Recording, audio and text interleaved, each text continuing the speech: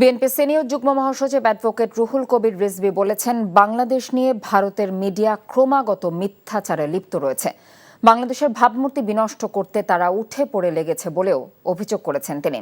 বিকেলে মানিকগঞ্জের শিবালয়ের রূপসা এলাকায় বৈষম্য বিরোধী আন্দোলনে এ জেলায় শহীদ রফিকুল ইসলাম, আফিকুল ইসলাম সাদ ও সায়েদ মাহমুদ খান এবং আহত দুই পরিবারের মাঝে আর্থিক সহায়তা প্রদানকালে একথা বলেন রিজভী। হতাহতদের অবদানের কথা স্মরণ করে তাদের প্রতি কৃতজ্ঞতা জানিয়েছেন তিনি। আমরা বিএনপি পরিবার এই সংগঠনের ব্যানারে অনুষ্ঠানের দলের চেয়ারপারসনের উপদেষ্টা ও মানিকগঞ্জ জেলা বিএনপির সভাপতি আফরোজা খান রিতা সহ অন্যান্যরাও উপস্থিত ছিলেন।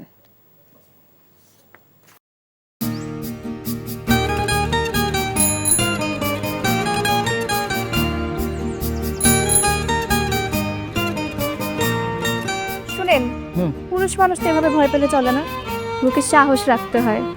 যা বলবেন সোজা সাপটা বলবেন।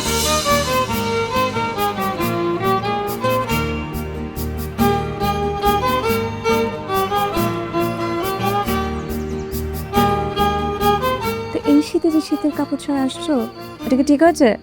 তোমাকে দেখার পর থেকে আমার জীবন থেকে শীত, গ্রীষ্ম, বর্ষা সব চলে গেছে, শুধুমাত্র তুমি আছো।